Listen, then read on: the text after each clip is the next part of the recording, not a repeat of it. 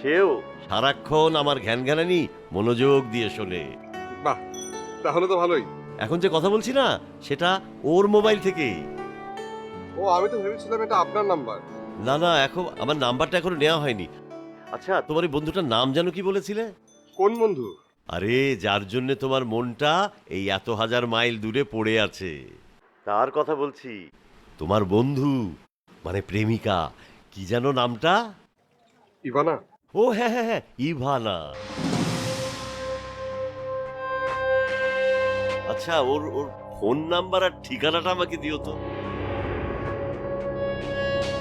আমি ওর সাথে দেখা করব একদিন। আচ্ছা, দেবো। দেখা করে বলবো যে তুমি কতটা ভালোবাসো ওকে। এত দূরে থেকে সে হয়তো টের পাচ্ছে না।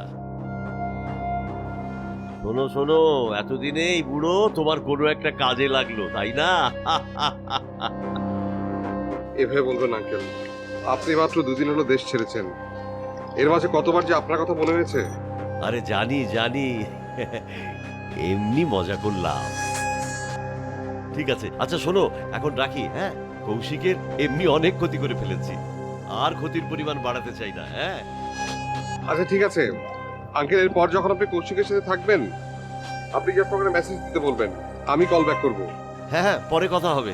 আচ্ছা শোনো, আমি আমি ফোনটা কৌশিককে দিচ্ছি, তুমি ইভানার ফোন নাম্বার আর ঠিকানাটা ওকে দিয়ে দাও। হ্যাঁ, আমি ওকে নিয়েই ওর সাথে দেখা করতে যাব। আরে এখন এখানে তো ও ছাড়া আমার বাহনার কেউ নেই। যখনই যেখানে যেতে হয় ওকেই সাথে করে আমি নিয়ে যাই। হ্যাঁ, এই যে নাও, এই যে দিচ্ছি। হ্যাঁ, আমার কাছ থেকে বিদায় তাহলে। খোদা হাফেজ। খোদা হাফেজ। এই যে নাও, কথা বলো। হ্যালো। হ্যালো কৌশিক, মাজিদ আঙ্কেলকে সঙ্গ দেওয়ার জন্য আপনাকে অসংখ্য ধন্যবাদ। উনি সত্যি অসম্ভব ভালো একজন মানুষ। হ্যাঁ, ওনার সাথে অল্প সময়ের পরিচয়, সেটা আমি খুব স্পষ্টই বুঝতে পেরেছি। আপনি কোনো চিন্তা করবেন না, আমি যথাসাধ্য ওনার খেয়াল রাখার চেষ্টা করব। থ্যাঙ্কস। আর ইভানা নাম্বারটা আমি আপনার এই নাম্বারে এসএমএস করে দিচ্ছি। বাই।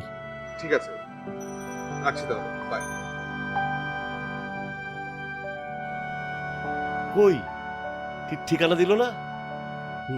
এসএমএস করে দিবে বলেছে। ও,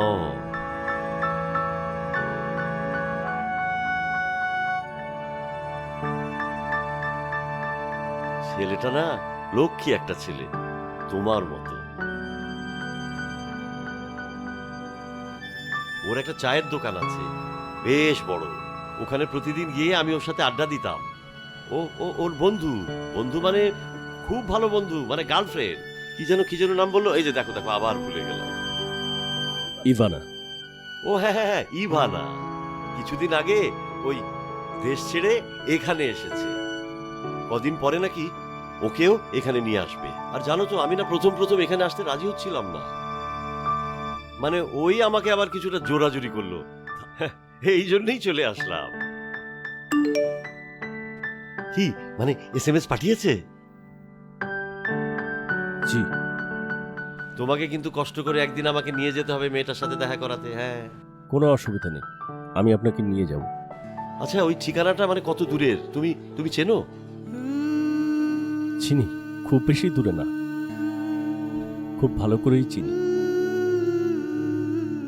চলো, আমাকে একটু বাসায় পৌঁছে দাও।